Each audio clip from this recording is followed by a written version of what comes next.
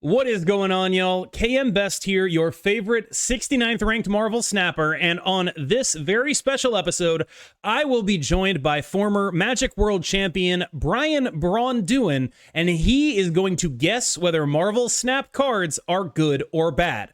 The one twist, he's never played or even really looked at Marvel Snap before. I am joined by Magic the Gathering World Champion Braun-Duin, and he is here to rate some cards. He is an extremely talented Magic the Gathering player, one of the best. He might argue, but he is.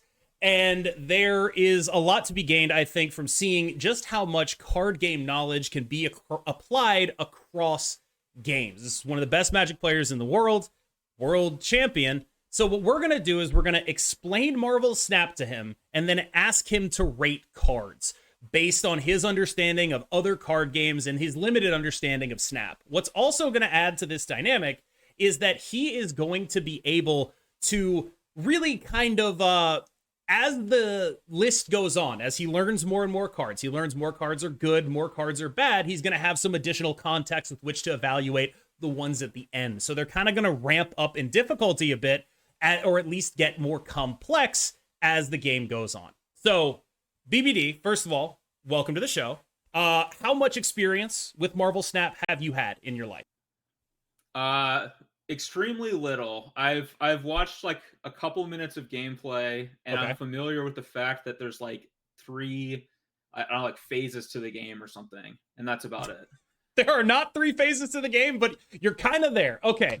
So There's 3 something. There are 3 something. All right. So the way Marvel Snap works is there are 3 locations, right? You can play your cards at these locations, and each of these locations has 4 spots for you to play a card in. And the goal of the game is to win 2 out of the 3 locations. That's the whole thing. Now, when you look at a card, for example, we have the Shocker over here. He is a 2-cost, 3-power card. I'm going to give you a little bit more additional context because you're familiar with the concept of vanilla stats from Magic. This is the vanilla 2, right? So this is what we're looking at when we talk about like the vanilla 2-cost card. It's this guy, and this one is the vanilla. It's 3/4. It gets a little bit shakier down at the bottom. So like the vanilla 6-cost is the Hulk. He's 6/12, right? But you kind of see where it's going, right? Like the vanilla 5 is Abomination, which is a 5/9. And so that just to give you like a sort of understanding of what the game is like. Do you think I mean, obviously you like don't, otherwise we wouldn't be doing this video, but do you think you have a little bit of a grasp on what we're doing here? Yeah, a little bit, yeah. Okay. So we're going to start with the first card. I did actually compose a list of these cards. We're going to start with 3/3 Werewolf by Night. So remember that the blue is how much it costs, and the orange is how much power it has, and then it's got an ability down at the bottom as well. After you play an on-reveal card at another location, move there and gain +2 power. On reveal, that's just something with an ETB. It's keyworded in this game. The keyword is on reveal. So when you play something with an ETB, it does that. But there is one more important bit about Marvel Snap that I did not explain to you. Games only last 6 turns. They end after 6 turns. So there's no like attacking your opponent. It's just, can you get more power by turn 6? So they end after 6 turns. You can't scale this guy infinitely. You can scale this guy for 3 turns. Turns 4, 5, and 6. That's it. So, so I have a couple questions about the game then. So, how many cards can you play on a turn? You can play as many cards as you can afford to play. It's like Hearthstone. You get 1 energy per turn, right? So turn 1, you have 1 energy. Turn 2, etc. So this Werewolf you could play on the 3rd turn. That's like the earliest you can play it, barring some shenanigans. Yes, presumably. And then I'm gonna guess that this card is not that good. Okay, why? My guess is that it doesn't have like great base statistics, and then you're not gonna necessarily have enough time to like maximize its upper end by the time like the game has ended. Okay. Yeah.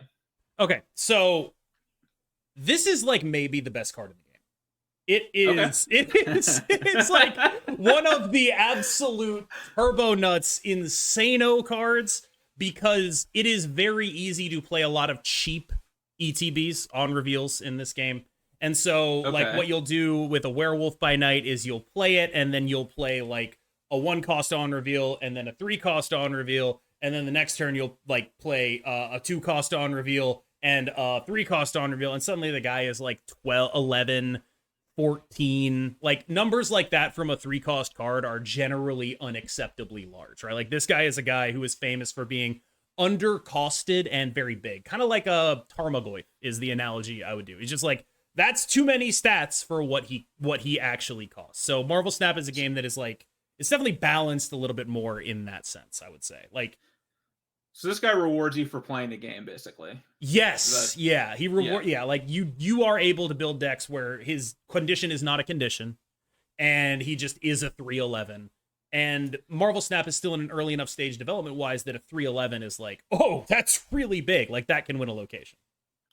So here's a question: how many like how big are decks? Like how many cards do you have in your decks hand? are 12 cards. So. Decks are 12 cards. You can have a 7-card hand size. It's pretty much the same as Magic other than the decks being 12 cards. But the decks being 12 cards, it's just you only get 1 copy of each card. And so instead of running, 4 ofs, it's just you put the card in your deck.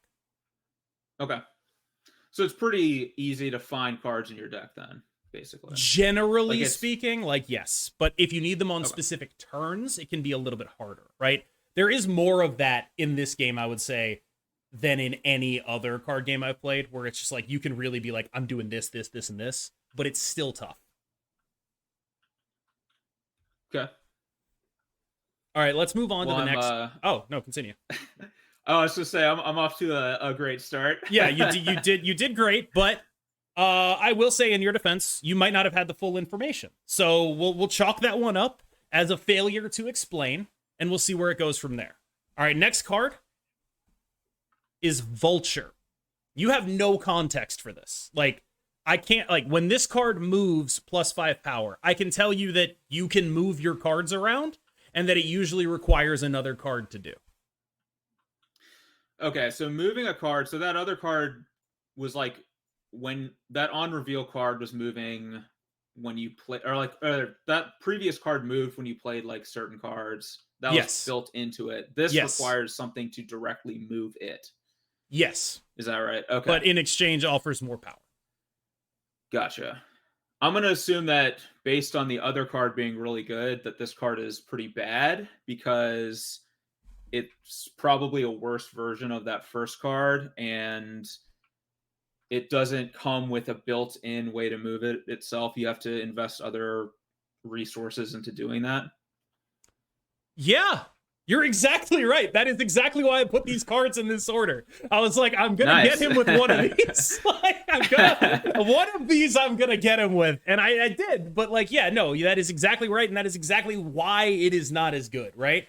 You absolutely nailed it. It's entirely down to the fact that this requires more effort. And it's a lot harder to make a deck of cards that move around that you want to be moving around than it is to just put some ETBs in a deck. Right, move is a much more specific ask. You nailed it.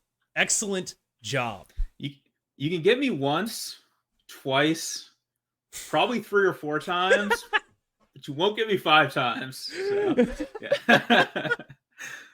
Oh my God. Okay. All right. I won't get you 5 times. Yep. Okay. Yeah. This is the next card. America Chavez, 6 cost, 9 power. But it starts on the bottom of your deck, and you always draw it on turn 6, which I will remind you is the final turn of the game. Okay. And that's just it? It's just 6? Yeah. 6 for... Okay. So, let's see. That vanilla 6 you showed me before was bigger. Correct. Had better stats. So, already, that doesn't look great to me. Although... maybe there's some value in just always getting at the turn that you can play it. So, okay, question about the game. So, you draw 1 card a turn. Is that how that works? Correct. And how many cards do you start with in your opening hand? 3. So I see where you're going with this, and yes. So you'll draw like 9, and then you don't discard cards from your hand or anything, right? No. When you're like, there's no fatigue mechanic, there's no discard mechanic other than like intentional discard. Like there are decks that do that, but there's no like discard step. Okay. This one has a very special like art to it, so it makes me want to say that it's good. But I'm gonna say it's not a good card. Okay, so you were on the right track. This is insane, and it's insane for the deck fitting reasons that you're thinking of. Like I could tell your brain was going a bit towards deck thinning, right? You were asking about like how many cards am I going to see per game? So like this is a deck thinning tool. That's what she does. She is used in decks that have like incredibly impactful like turn. You saw the werewolf, right? Yeah. You get the werewolf on turn 3 more when you put this card in your deck because you're never going to draw her. And so like that's the basic premise of like all the decks that run her is like I need this thing on 1, this thing on 2, this thing on 3. She's kind of what enables Snap to be a more consistent game for that kind of player, right? Like the math is like it's relatively marginal, but over a long enough period of time, you will end up with an advantage just via the deck thinning from this card. So that makes sense. Yeah. It's like you get to start with an 11 card deck instead of a 12 card deck. To some extent. Like you do sacrifice turn 6. It's just that in addition, because of the way the snap system works, Marvel Snap, you snap and you double the stakes, right? Did we explain that? We might not have explained that. Okay. In Marvel Snap, you can double the stakes. There's like a raise button, right? Okay. And this isn't like a big reason why or something. Yeah, it is like that actually. Yeah, each player gets 1 raise basically, and so part of the other reason that I think she's good, not a lot of other people are on this, I think, in terms of why she's good, but because understanding whether or not you want to raise or fold is informed by your earlier turns, and the knowledge that you're always drawing her means you can map things out a little bit better, right? You are empowering yourself for the turns that matter more, and you have the knowledge to play around whatever her downside may be. So like that's something that I think makes her really good. But I think most people is just like the 11 card deck thing. Yeah, I can see. I mean, usually like when cards are good, it's not one thing, it's like it's like, or there'll be one thing that's like the primary reason why it's good, but there's a couple of other like things that add in that push it over the top. Yeah, and like the other thing with her is like, you're not like incredibly annoyed to play a 6/9. Like it's not like, oh, I'll never win. Like sometimes you will just play her on the final turn of the game. Yeah, that makes sense. I knew I should have stuck with the art thing, the art angle. No, you were right. You were on it. I really thought you were gonna get that one. All right. Next up, we have a similar card with a different effect. Okay. This is Domino. 2 cost, 3 power. You always draw it on turn 2. It's vanilla stats, but you always get to play it on turn 2. Okay, so this is similar, a little bit similar to the other one, in some regards. I'm going to guess that this one's not good though, because I'm going to guess that it's so the other one let you play like the first 5 turns more optimally. I'm assuming that this is not like the optimal play that you're going to want to be playing on turn 2. So I'm going to guess that this one's like not as good. It's actually kind of like in the way of other cards that you would rather draw, whereas the other one made it easier to draw other cards. You're crushing it. You're nailing it. All right. I set up those first pairs as traps. I was like, all right, again, I'm going to get him with one of these. I don't have to get him with all of them. But it is sort of like once I explain to you why one of them is good, you can suddenly see why the other one is not. But again, like this is sort of why we set it up this way. We are going to get more advanced in complexity. These are just the ones that like basic like evaluation stuff. And for the record, both Domino and Chavez are like very early cards that you get. And so this kind of evaluation is actually very relevant to a new player as well. Oh, cool. Yeah. All right.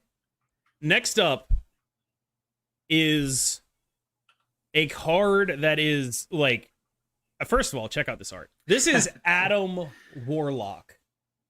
2 cost, but he has 0 power. But he lets you draw cards. And in case it isn't clear, like the value of deck thinning via Chavez, right? Like this is actual card draw. It's very expensive to get in Snap. Like the deck thinning with Chavez is valuable. Card draw in Snap given 12 card decks is exactly as valuable as you think it is. That said, I mean, it's a 2 cost, 0 power. So the question here is more about the intersection of like almost the intersection of card advantage and tempo. Yeah. Yeah, this is interesting to me because like, so on one hand, drawing a card seems like incredibly powerful because you have such a small deck. And it looks like this card lets you do it like repeatedly, so it's not just a one-time thing.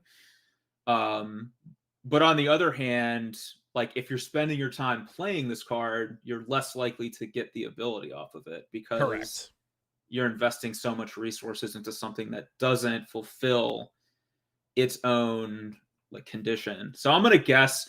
I feel like I've guessed this on every card so far, but I'm gonna stay to the course. I'm gonna guess that this is not a strong card because it doesn't synergize very well with its own condition.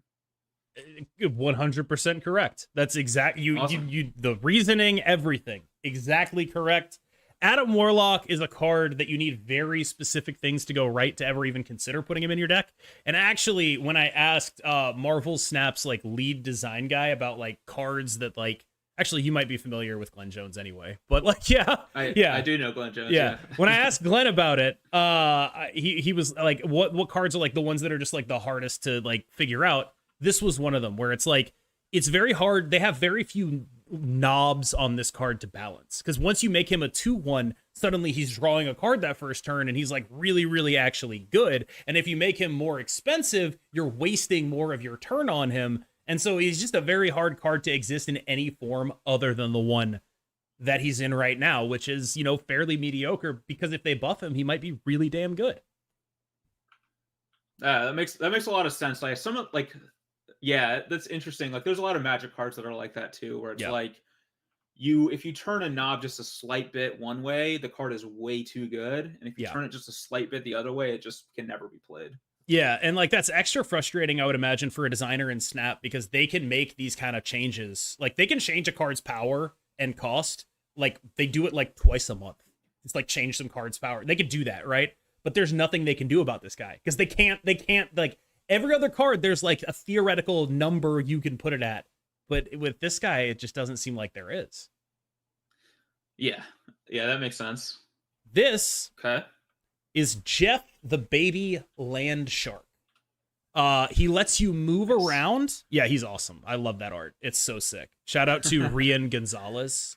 She did the art for this. One of my favorite artists in Marvel Snap. So cool. So Jeff's 2/3 vanilla stats. You can move this once. Nothing can stop you from moving or playing this to any location. So there are some locations in Marvel Snap that you will say stuff like neither player can play cards here, right? The various locations have abilities. This is kind of important to know now that we're talking about cards that actually interact with them.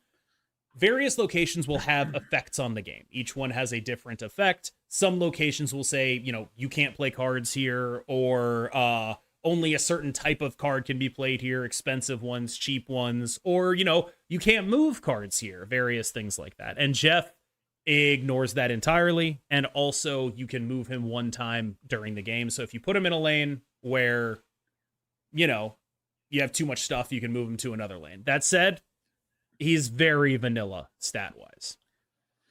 So you can do that at any point in the game effectively, right? Like I could, like if I played this, could I play this Jeff on the oh yeah, explain to me like when can I move this? How does that You can't move it after the game is over. So like you have to move it like you move it when you play cards basically. So during the same phase that you play cards, you can move him. But you can only do it once. But I could do it on like turn 6, not you know, if I want to. Okay. I'm gonna guess that this is like a pretty good card. And my reasoning for guessing that is that I'm gonna guess that there's gonna be times where because you have to win 2 out of the 3 locations, right? So Yeah. there's going to be, I'm going to guess there's going to be times where it's like your opponent's going to let you win one of the locations and try to compete for the other ones. And like you might be like really winning one location by a lot and like close in a different location, and you could like move Jeff, and it's not going to cause you to lose the location you moved him from, but it might help you win this other location. Damn, dude, that is exactly correct. But you're Awesome. you're underselling him a little bit. Okay. You're underselling him a little bit.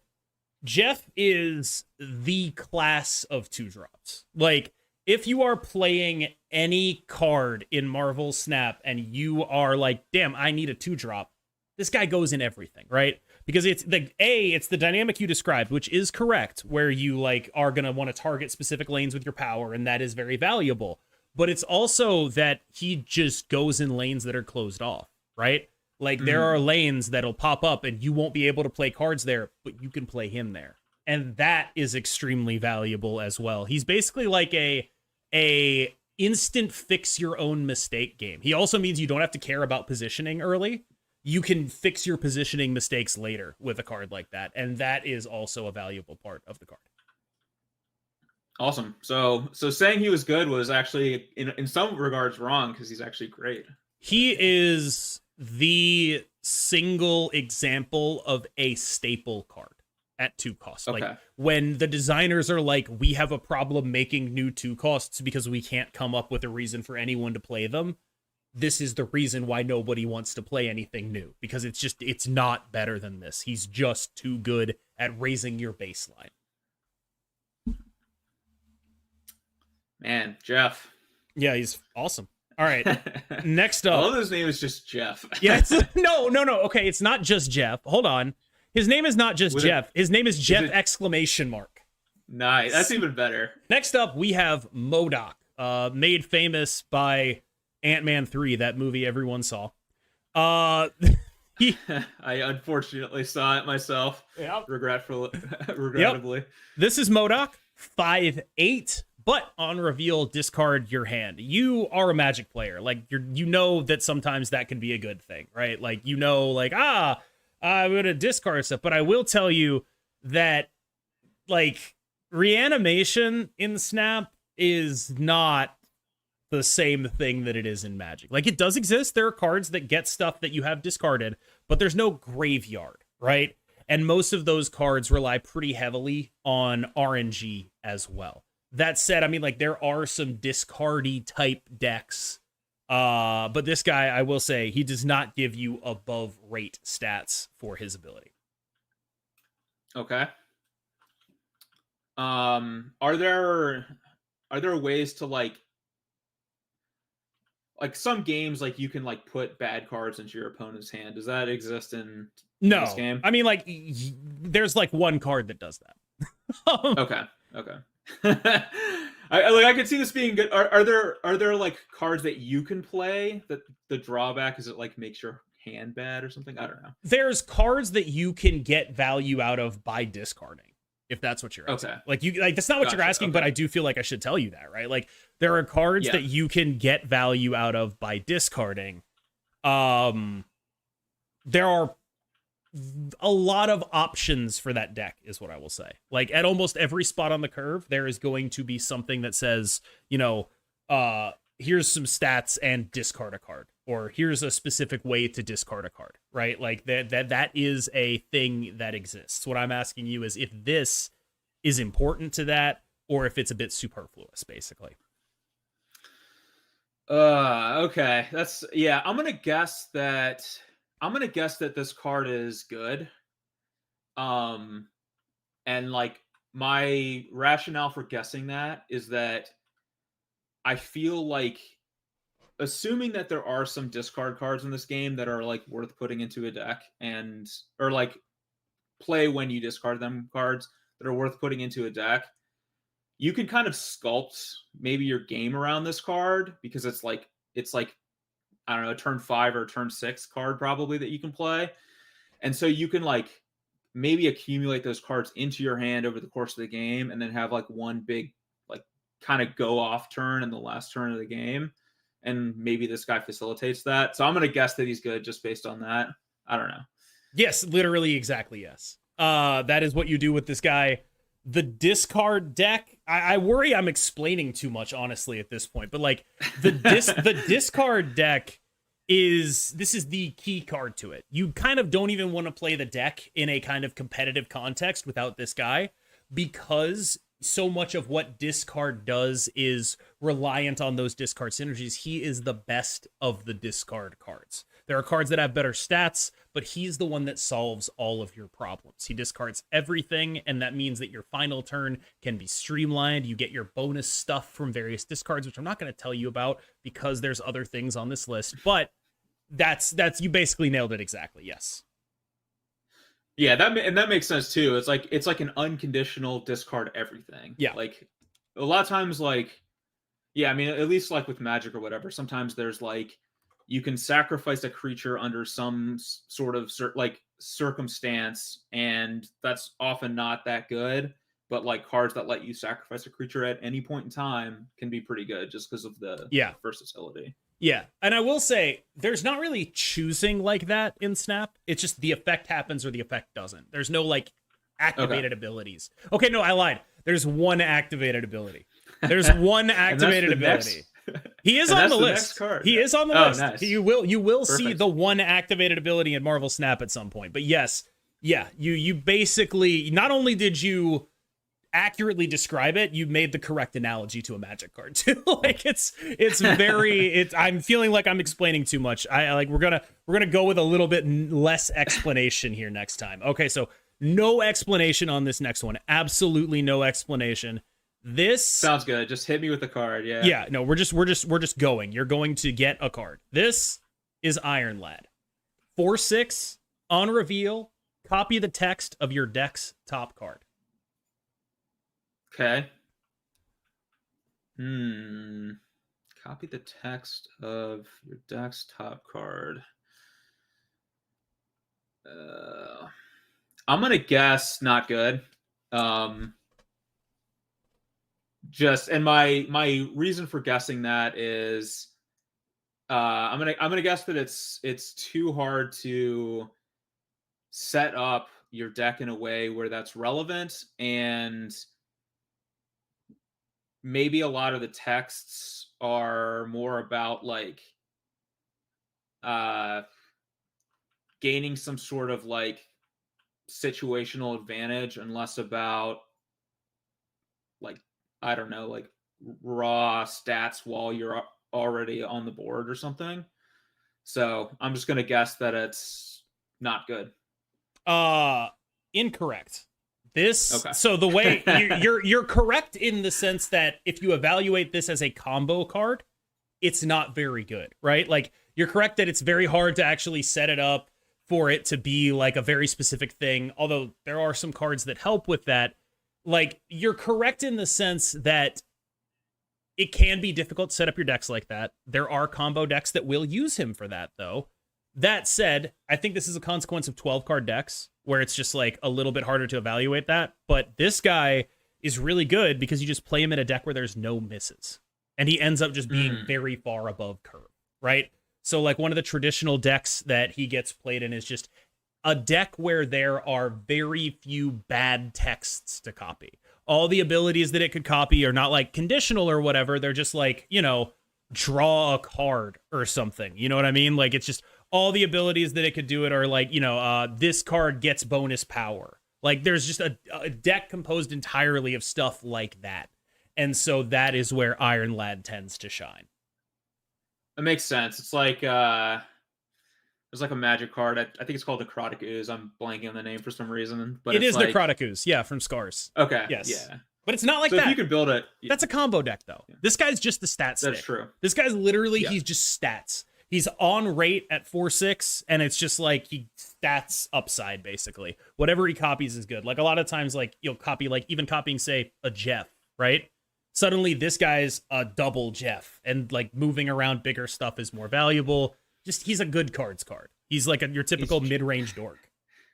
He's Jeff with 2 exclamation points. Yeah. Yeah. Yep. He's Jeff. My girlfriend's gonna get so mad at me for that yell, by the way. Like, that's definitely audible through the walls. 100%. I should have fired up my Discord and then yelled it. My Discord audio to get the double audio. Oh my god. Please. That would have been so good. Man. Okay, let's move on to the next card. Next up is Nightcrawler. You can move this once, 1/2, so that is vanilla stats as a 1-cost card with the ability to move. Okay, so you can move this once, so that's similar to Jeff, but without the other like aspects of Jeff that let you do like weird okay. And it's cheaper, but yeah, a little less impactful. All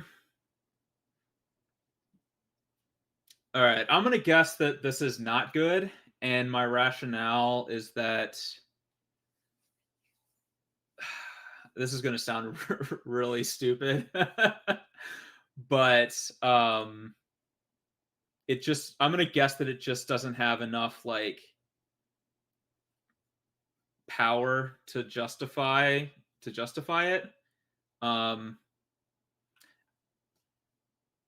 I think you're basically in range on this. I'll say that you're basically in range on this. Like, it's a card that has been played in good decks, but typically like only when there's explicit synergy with moving stuff around, right? Like it is not on the level of Jeff, where like, I think that's what you're trying to express. Like, Jeff is format staple. This is not that. Yeah, and like limited magic is probably a bad analogy to Snap. So I don't. It's actually not a bad analogy, but yeah, okay. But like in limited like magic, generally speaking, like a lot of like 1-drops aren't that good, just because they get like invalidated by a 2-drop so quickly in a game. So that's kind of like why that was kind of like my thought process for why I didn't think this one would be that good. But that is actually something that a lot of Snap players don't get. There's a card coming out this month that is like a bigger version of, or like a sort of alt version, but bigger of a card we already have that isn't good. And it's like, part of the reason the card we already have that isn't good is because it costs 1 and it's just not impacting the board, but this bigger one actually does impact the board. And I try to explain that in the context of like the cards, and people just don't seem to get it, but that is exactly right. Like, a 1-cost card that doesn't do anything gets totally invalidated by pretty much the rest of the entire game, especially when like we've seen the size of 6 costs, right? Like that 1/2 is not doing a ton. So it takes a lot for a 1-cost card to be good. This is to even go beyond that. There are cards that do a lot of damage to 1-cost cards as well. They're extra vulnerable to interaction, in addition to being generally a little bit outclassed. Gotcha. That makes some sense. Yeah, and sometimes like it's like if you knew you had this in your opening hand every game, maybe it'd be better for some of those kinds of cards. That's just speculation. But. Well, it's a coincidence that you say that, because oh, is that the next card? You sure did. Okay. This is a 1/2 that always starts in your opening hand. He's fast. Like, get it? Do you know who Quicksilver is? For like, if you watch those X-Men movies, yeah, you get it. He's so fast. Yeah. Okay. Nice. Yeah, that's good flavor. It's a good one. Yeah. But is it a good card? I'm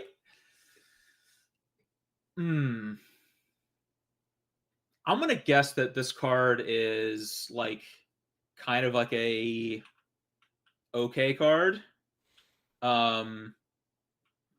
Like I'm gonna guess that it's like some decks maybe want to play this card, but not like every deck, and it's like just a generally okay card, because it does take away some of that drawback of like, it's turn 5 and you draw like some crappy 1-cost card or whatever. So I'm gonna guess that it's like a average to good card, but not like an essential card. No, this is like one of the worst cards in the game. Okay. For the exact reason that Chavez is good, this is bad. It's reverse deck Okay. thinning, right? And so you're always starting with this 1/2, but we've already talked about how invalidated 1-cost cards can be, so there's not really like a ton of upside in it. This card, as far as I'm aware, based on some dev interviews, the reason it exists, the entire reason, is because they didn't want to have a mulligan in there. And so when they put in this card and Domino, people stopped asking for a mulligan. That's why.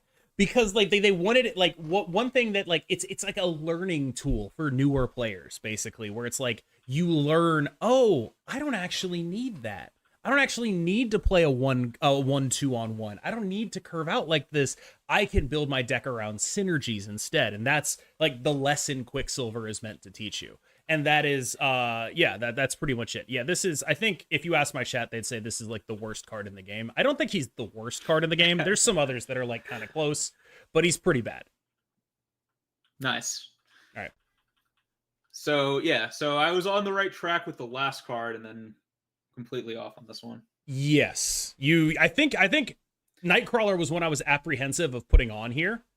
Like, when you think about this card, it's almost like too mid to go on a list like this, because the idea is either you nail it or you don't, but it's like, no, we need to have some medium cards in there so that he can actually, you know, be medium about them, right? Like, if they're all just good or bad, you know, there's no upside in that. So we have Nightcrawler on here, right? And there are a couple others as well. All right, next up is Shang-Chi, who was in one of the few recent Marvel movies that people actually seem to like. Yeah, I enjoyed that movie myself. All right, so based on the art rule, I'm initially inclined to say good because it's got some art stuff that's happening in excess of other cards that I've seen. Is that actually true? I don't even know if this is this is not a card I think of as like one of my fanciest. Let me put it that way.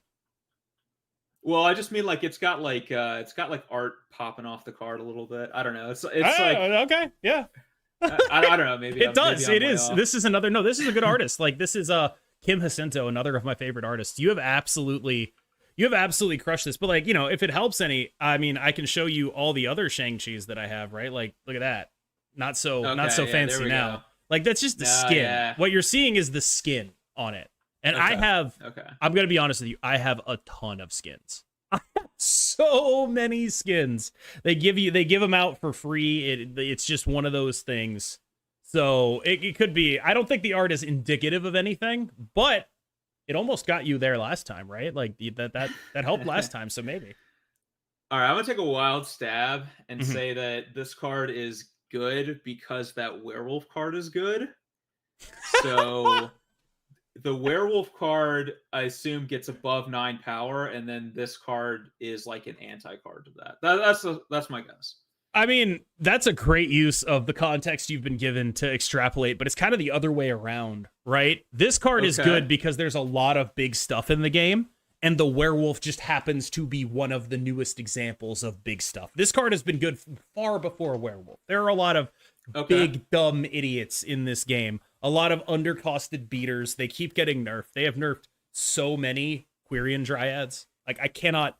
They have nerfed... Bishop... There's a card in this game, Bishop, that is exactly Quirion Dryad, by the way.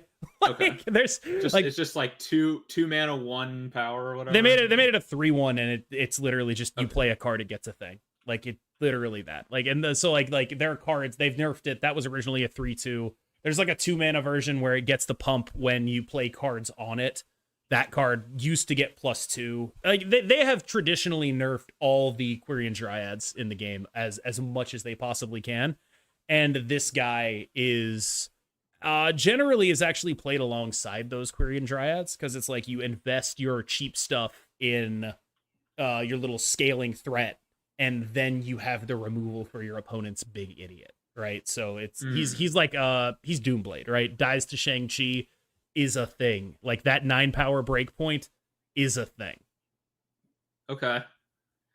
Nice. That's that so that MODOK card that's a 5/8. The 8. Yeah, the 8's actually valuable. Sneaks underneath this guy. Yes. Yeah. There's a card. This one's not going to be on there. That is a 5/8 that can move, right? And he's valuable for that exact reason because it's like if you're worried about your stuff getting blown up, you can just play him. He's immune to getting blown up because he has 8. Nice. All right. Next up, I believe he still has a show going on, actually. I've been looking forward to watching the second season. I haven't watched any of the episodes yet. This is actually my favorite art of him, by the way. I like it's very, very, very cool. There's a lot of sick art of this guy though. Good. Like I like a lot of what's going on here. Anyway, Loki 4/5 replaces your hand with your opponent's cards completely at random, but they're cheaper. Replace your hand with cards from your opponent's starting deck. Give them -1 cost.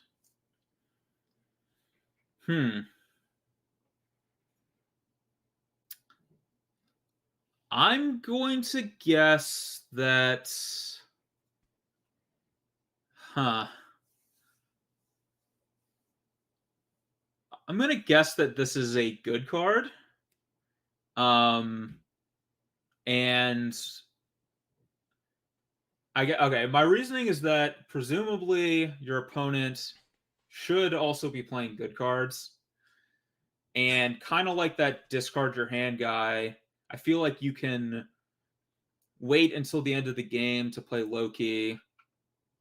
Like whatever cards that you've drawn up to that point in the game that you like don't really have an interest in playing or just kind of rotting in your hand. And then you can turn them into cards from your opponent's deck that you might be able to like play a bunch of them because they're now suddenly like inexpensive to play. Including Jeff with an exclamation point. Yeah. So I'm gonna guess that this is a good card. Okay, so analysis spot on, power level, you actually aimed a bit low. This is, I think it would be widely agreed, the strongest card in the history of Marvel Snap. It actually just got nerfed, and it's still the strongest card in the history of Marvel Snap. Like, it just got nerfed. It used to cost 3, and it was just like, oh my god, why would you ever do anything else? And it just got nerfed to 4, and it's still the best card in the game. And this, though, the way it works is because like Marvel Snap in Magic, there's like a little bit different. Like in Magic, if you're playing red deck wins, you're not going to want to get all the blue-white control crap from your opponent. It's not good. Like but in Marvel Snap, every game plan is at least a degree more similar than it is in Magic, right? Because you have everyone is kind of doing points, you know? And even though you're getting random cards, you can still use them to do points thanks to the discount. And I think one thing people are going to want me to point out is, energy cheat tends to be particularly powerful in Snap because you're limited on your energy, right? You get 1 per turn, additionally 1 per turn, which means there's only like 21 bits of energy per game. And this guy cheats that very, very hard. Yeah, that makes a lot of sense to me. It's like you have a very short number of turns and a very limited amount of energy over the course of it. Magic is sometimes like that, but not always. Yeah, like this is a card that I think in another game would be a lot worse than it is. Like the amount of there are decks that you play basically specifically to beat this guy that are just like pure synergy decks that when he gets your cards, you're just like, oh, I don't know what to do with this crap. And that is generally the way you beat him. But I think most people would agree he's actually still a little bit overtuned. And you'll notice, of course, on reveal means he goes with Werewolf. So he's definitely one of those cards. And he only has 5 attacks, so he's not dying to that other. Well, 5 isn't very good. Like he's below rate. It's just he's cheats, right? Like yeah. Okay, we've got a couple more. We're coming up on the end, and we're ratcheting up in like the complexity of stuff I want you to or expect you to understand. Okay. So, Legion on reveal, replace every other location with this one. Okay. Interesting. Keep in mind, I don't think so we've covered it, but locations do stuff, right? They have effects on the game. So, and hope maybe I don't know how many locations. So there's 3 locations in a game, but like how many locations are there in the game? Oh God! Like is it like So the way it works, I know that like basically there's like 4 pools of locations. There's like common, uncommon, rare, and like super rare, right? And common is like 70% of the locations you get are going to be common, and I think there's about 50 of them, I would guess. And then like the 20% of the locations you get are going to be uncommon, and there's like, 30 of them. I think there's probably like 100 odd locations, but it's not an even distribution. Like there's more than 100, but it's weighted, so like less impactful is what I would describe most of the common ones as. Ones are there more. They're generally less impactful, especially than the ones that are like ultra rare, which are like absolutely insane, but also show up maybe like 1 in 500 games. They're almost like an Easter egg. All right. I'm going to guess this card is bad.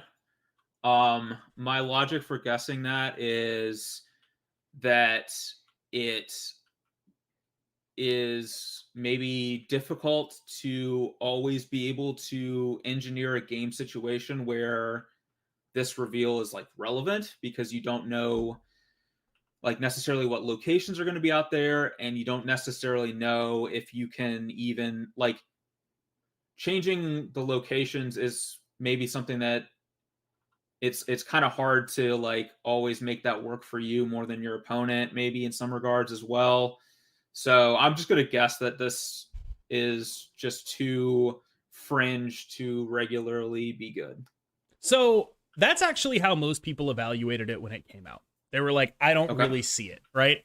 And then after playing with it, it became abundantly clear that what this guy's actual effect is to reduce the impact of RNG on the game, which means good players love this guy.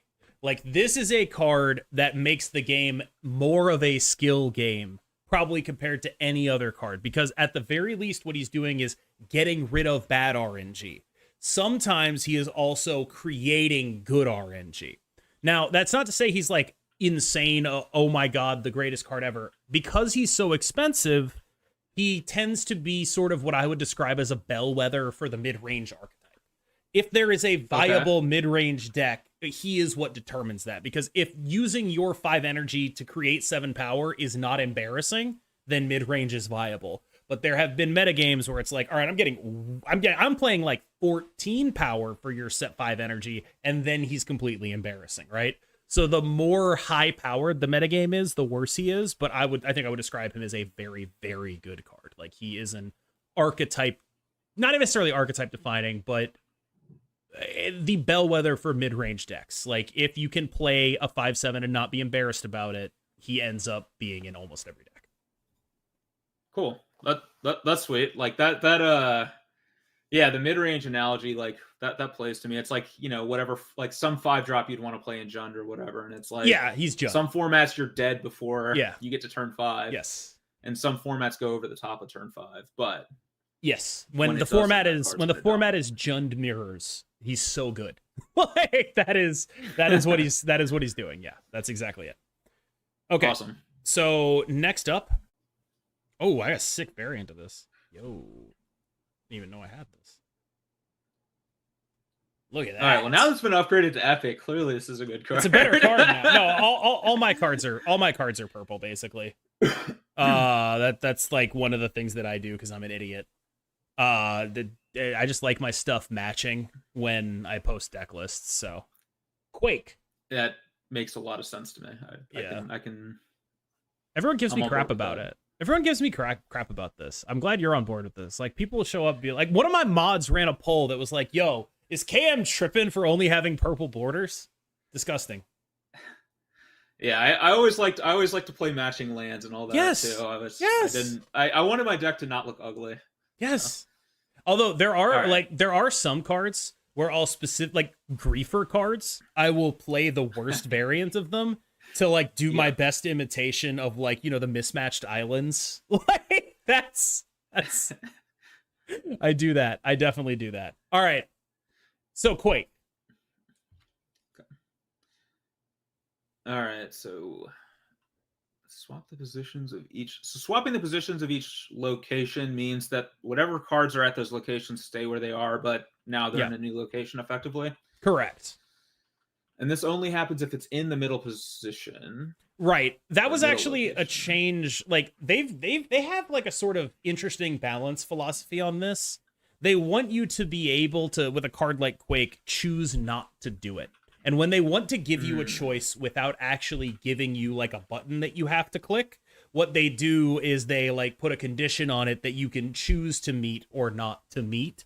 And so that is the idea. They don't want you to like be in a position where you can't play her as a 2/3 because she would switch the locations and screw you up somehow. They want you to be able to like have that effective modal ability.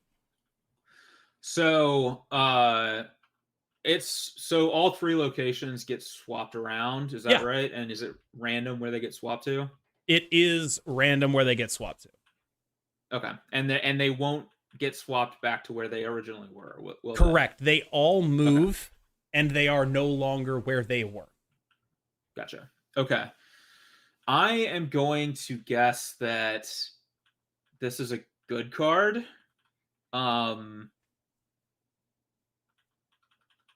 Because it gives I don't know. If that 5/7 was a good card, I'm gonna guess that this is also a good card, because for similar logic, I guess, where you have the option of resetting RNG if it's not in your favor. Or you have the option of like maybe if your opponent is like playing towards specific location conditions with how they play their cards, suddenly like none of that works anymore. So I don't know. It feels like a card that you could play early in the game if you need to, and then later in the game, if you draw it on this last turn of the game, it's not completely irrelevant necessarily.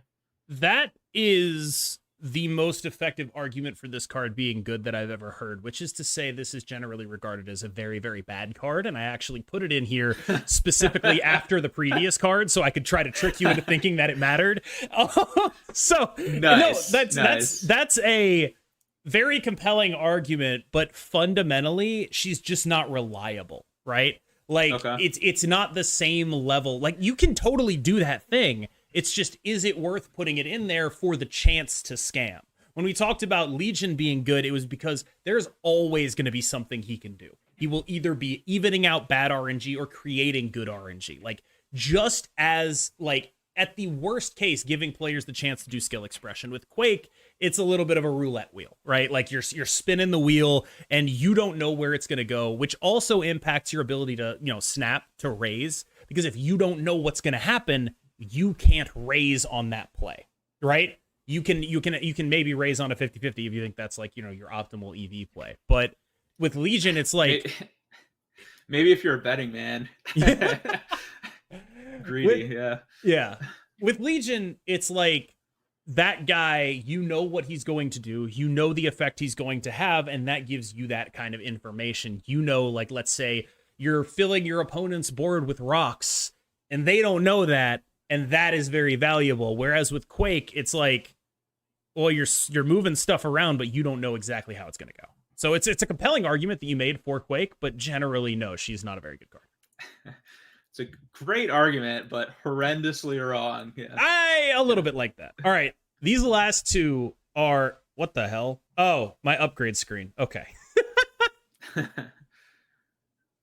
right, these last two. I should have known by the fact that it wasn't already epic. You literally should have. My chat was going nuts on that. My chat was actually like, "Oh my god, he's gonna like that's a clue." Wait, it is a clue. I was late to the. I missed it. It was right in front of my face. So, Kang the Conqueror. Yeah, on reveal, look at what your opponent did, then restart the turn without him.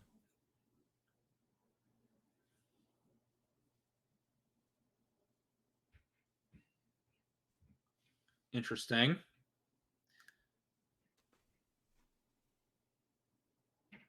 So, restarting the turn, would you get to draw another?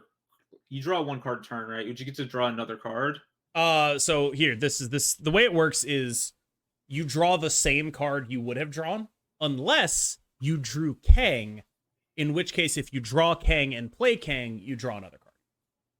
But like the turn happens otherwise exactly how it otherwise would have happened. Like it is the exact repeat. So like you draw your card for the turn, you play Kang, that card goes back to the top of your deck, and then you draw it again, right? Same goes for your opponent. Same goes for everything.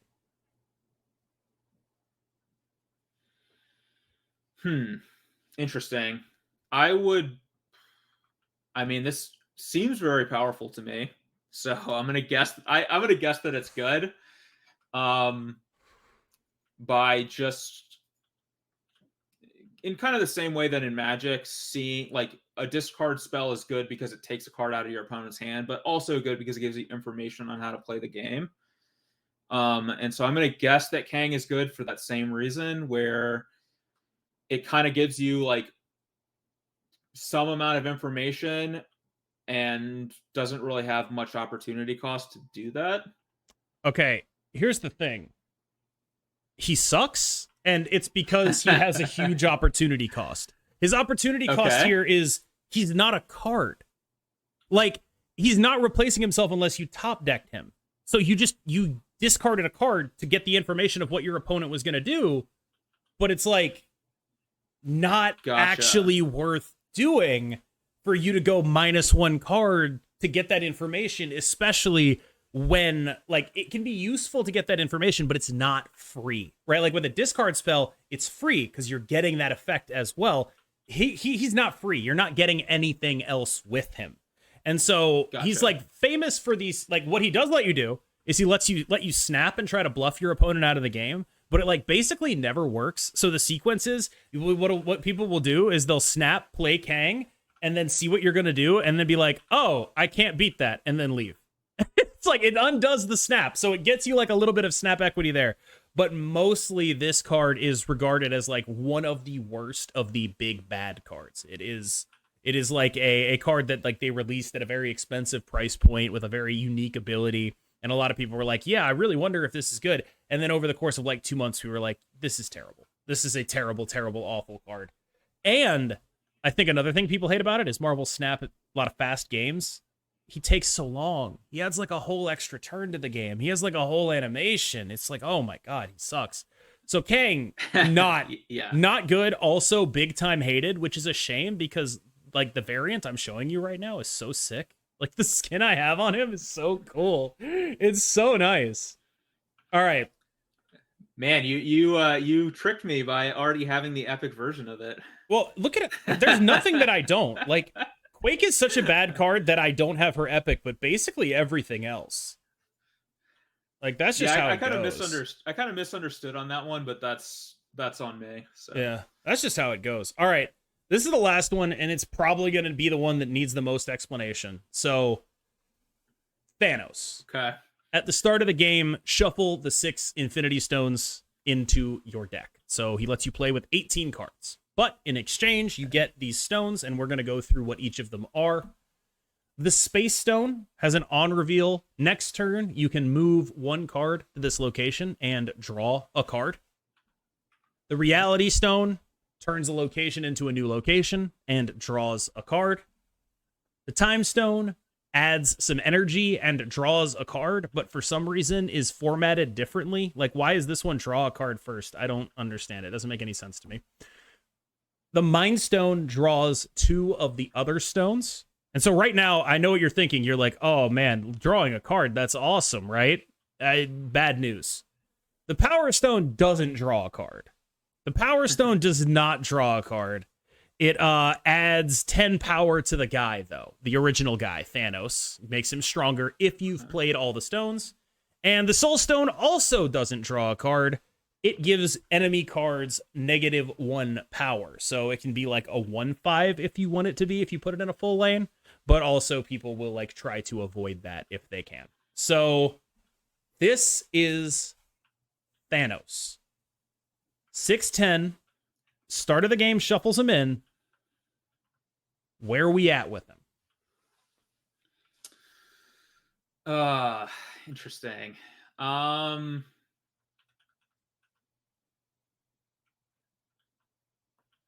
want to say that this is really good, And the reason why I want to say that it's really good is because it gives you, like, kind of along what we were talking about with like one cost cards before being like sometimes not that impactful.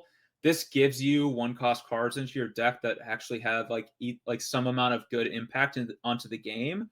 So you can like probably build your deck where you don't have to worry about having like one cost cards because you know you're going to have them because Thanos is in your deck.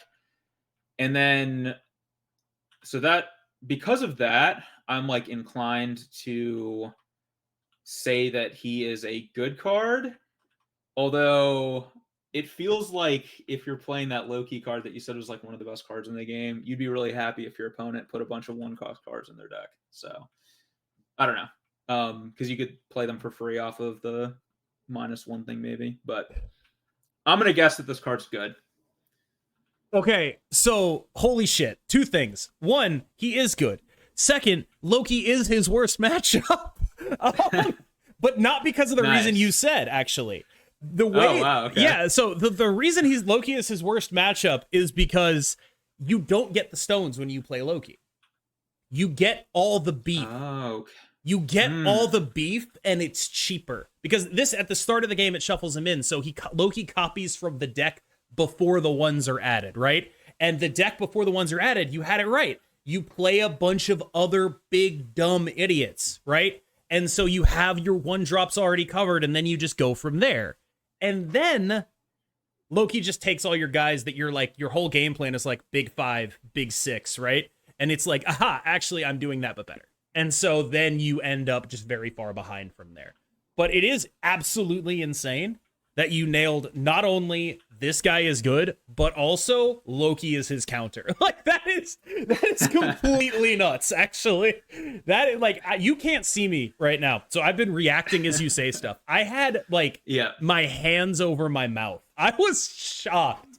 I was like, I did not know how you did that. That is unbelievable. I honestly, like, going back through it, thinking about what you've done today, I think you kind of crushed it. I want to say, like, a couple of my tricks got you, but I think for the most part, you evaluated things correctly. And the only times you really whiffed on stuff was when I purposefully set you up to whiff on stuff. A lot of the 1-2s got you, but apart from that, I think you kind of absolutely nailed it. Well done. Thanks. This was like really fun. This was pretty cool. Like, yeah, it was awesome to be like, oh no, this card looks great. Actually, that's the worst card they've ever made. Yeah, it's the Dallas awesome. Cowboys of Marvel Snap. They look great, and then they lose in the first round of the playoffs. Okay, so exactly. Yeah. All right, BBD, it's been an absolute pleasure. Thank you so much. I don't know if you're interested in this, but do you want to like plug your socials here? I think you just did this because we're friends, but like if you want to do it, go nuts. Yeah. Oh, I don't need to do it. I mean, I'm currently like not really grinding anything. So if you want to find me on Twitter, it's at Braun-Duin, but I don't post there very often. I've an alternate account where I post a lot about the NFL, and that's basically it. That's actually, can I give them the lore? Like, I unironically, I'm friends with BBD because we talk about football like for 6 hours every Sunday. Yeah, that's which is great. That's pretty much what happens every time that I have ever been like, I'm not streaming on a Sunday. Every single time, it is because I'm watching Red Zone and like talking about the NFL with BBD, like basically every single time. So there's the deep lore for you. Thank you so much. Everyone who made it this far in the video, that's absolutely berserk to me. I hope someone did. I hope I'm thanking someone real. BBD, it's been a pleasure. I will see you next time. I will see you next time. Maybe. I don't know. Maybe you know too much now. Actually, here's a question. Are you interested in Snap now? Or are you still just like, I'm not playing. I'm not about this. Did that help? I'm a little interested now. Okay. Yeah. All right. That's an interesting thing to know. I could maybe fire it up and dabble a bit. Yeah, so like this whole thing was like a long con for me to get one extra Twitch viewer. Nice, yeah. All right. Which is honestly the long con for no payoff is the best con. So